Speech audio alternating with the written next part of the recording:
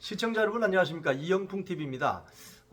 이번에는요 월남전 파병용사 이야기를 좀 드리겠습니다. 이 월남전 참전자회라고 하는데요, 이 월남전이 벌어졌던 한 10여 년 기간 동안 그 당시 우리 한국군이 월남전에 파병을 했었습니다.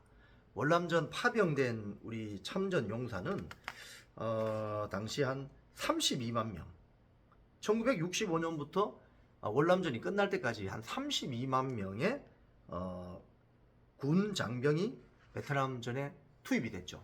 아마도 저도 마찬가지인데요, 주변에 계신 우리 많은 시청자 여러분들, 뭐 삼촌 또는 아재 또 어르신이 월남전 참전 경험이 있는 분들이 많으실 겁니다. 뭐 해병대 청룡부대, 이 공병부대인 비둘기부대, 뭐 돌아가신 저의 어떤 매형도 비둘기부대, 공병이었다고 하더라고요. 비둘기부대는 또 뭐 백마부대, 뭐 이런 많은 분들이 월남전 파병을 했죠. 그런데 이 월남전 파병 용사들을 폄훼하는 좌파 진영의 어떤 이 용어 혼란 전술이 뭐가 있냐면요, 용병이었다, 미군의 용병이었다, 뭐 달러 벌어로 갔다, 뭐 이런 식의 정말 헛소리를 해야 되는데, 당시 우리나라 안보 상황이 월남에 베트남에 전쟁이 났을 경우 주한미군을 빼가게 되면 휴전선의 안보 리스크가 커진다. 그래서 박정희 대통령께서 상당한 고려를 해서 결국 우리 대한민국 국군을 일단 파병하자. 미군은 그대로 두고 서부전선을 미군이 지켰잖아요, 그 당시에. 그래서 파병을 하자, 이런 결정을 한 것입니다. 즉 나라를 지키기 위해서 월남전에 가신 거예요. 이 좌파들이 이야기하는 미군의 용병 달러 보러 간 것이 아니고, 대한민국 휴전선의 안보를 강고하게 지키기 위한 국제전의 차원에서 대한민국 국군이 월남전에 파병이 된 겁니다. 그래서 이분들은 애국자입니다. 저는 그렇게 생각합니다. 그리고 많은 분들이 그렇게 생각하고요.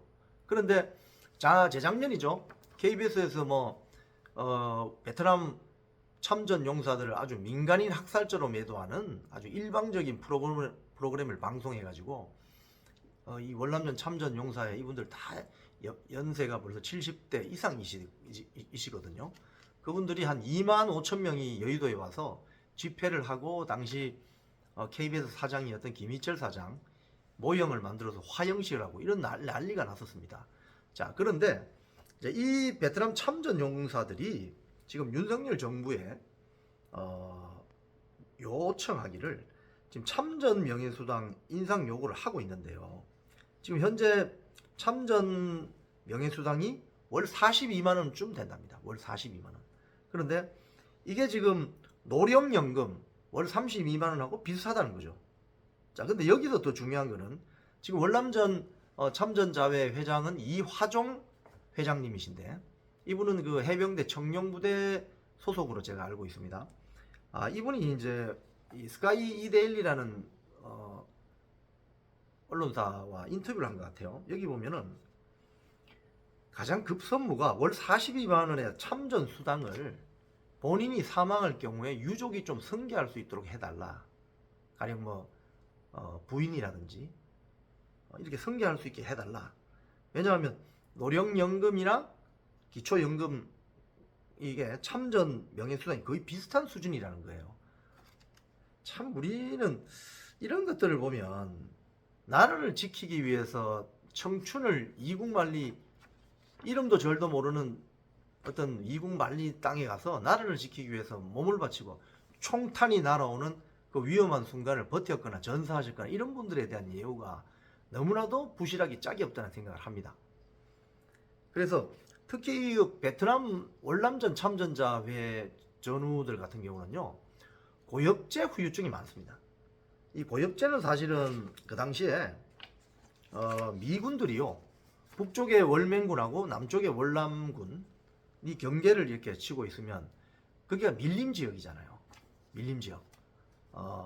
손자병법이나 육도삼약이라는 이런 책도 보면, 중국 병법서에 보면은 월남을 남만이라고 하죠. 남만. 거기는 잘못 들어갔다는 큰일 난다고 되어 있습니다. 중국하고 풍토가 너무 다르기 때문에 밀림 지역이죠. 습하고. 그래서 과거 베트남을 침공했던 프랑스나 또는 전쟁을 일으켰던 미군 같은 경우도 혼이 난 지역이 바로 베트남이죠. 그런데 여기에 한국군이 가서 아주 용맹하게 전과를 올리는 그런 기록들이 많이 있죠. 그래서 베트콩들이 굉장히 한국군을 두려워했다, 이런 이야기들이 전해지고 있잖아요. 그런데 그 당시에 그 경계선, 월맹군과 월남군의 경계선 지역에 이 밀림을 좀 깎아내는, 소위 말해서 수목들을 황폐화시켜서 적군의 동향을 잘 감시하기 위해서 고엽제를 많이 살포를 했습니다. 이 고엽제가요, 다이옥신이라는 맹독성 화학물질의 불순물로 만들었는데, 이게 사실은 참전 군인들이 그 이후에 귀국해서 방광암이라든지 다발성 경화증이라든지 그런 후유증을 앓는다는 거예요.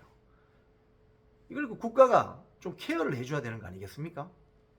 자, 그런데 여기서 이제 또 새로운 이슈는 이 참전 명예수당 인상, 이것도 이슈가 되지만 더 중요한 이슈는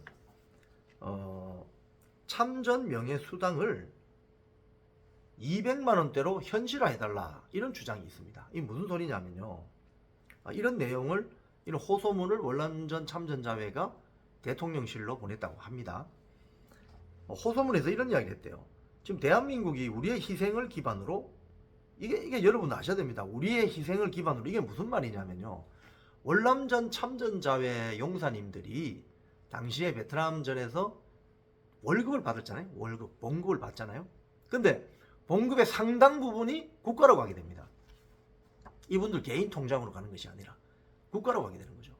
그 돈을 대한민국 정부가 모아서 경부고속도로를 깔고 포항제철을 건설하고, 이런 작업들이 있었다는 거예요. 우리나라 경제와 경제 대국으로 가는 어떤 산업화를 이뤄내는 달러, 초석이 바로 이분들의 피땀으로, 또는 이분들의 전사 사망으로, 중상, 이런 것들로 이루어졌다는 거예요. 그래서 이분들의 호소가 지금 우리와 같은 OECD의 우리와 같은 GDP 1인당 국내 총생산이 35,000달러잖아요. 지금 우리나라가.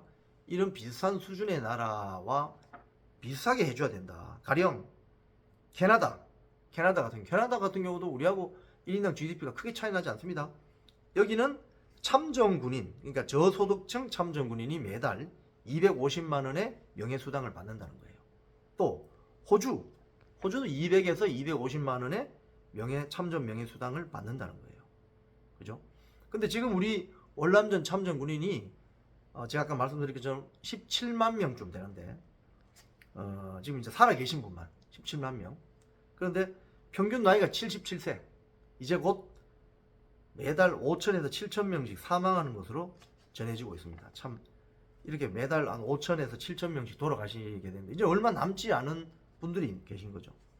그래서 이걸 이렇게 주장을 하고 있어요. 근데 여기 보면은 보훈부가 이에 대해서 200만 원대 수당은 저소득 참전 용사에 해당되는 것이고, 대폭적인 일괄 인상은 어렵다, 뭐 이런 이야기를 하고요. 수당 인상과 관련해 모든 정권은 정부가 지고 있고, 이 또한 국회에서 통과되어야 해서 보훈부는 실질적인 힘이 없다고 사실상 반대 의사를 밝히고 있습니다. 우리가 지금 25만 원 민생 지원금, 민주당이 이번 총선 때 써먹은 25만 원, 그 13조 아닙니까? 13조 한꺼번에 풀면 우리의 국가 예산을 인플레이션을 유발할 수 있는 가능성이 아주 큰 13조 원을 풀자는 건 이렇게 쉽게 이야기하면서 나라를 지킨 사람들, 그것도 자기의 목숨을 내놓고 청춘을 이역만리에 가서 그 총탄이 날아오는 그 전장에서 보냈던 분들에 대한 배려, 그리고 우리가 이런 분들을 위한 배려, 그리고 나라에 대한 봉사에 대한 헌신에 대한 대가, 우리는 어떻게 존중하고 있습니까?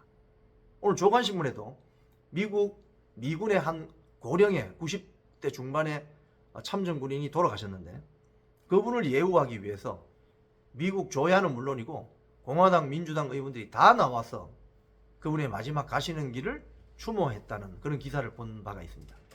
대한민국이 바로 서려면 나라를 지키기 위해서 청춘을 바쳤던 사람들에게 무한한 애정과 감사, 헌신에 대한 대가를 표현해야 되는 거 아니겠습니까? 참전수당 인상 전적으로 동의하는 바입니다. 지금까지 이영풍TV였습니다.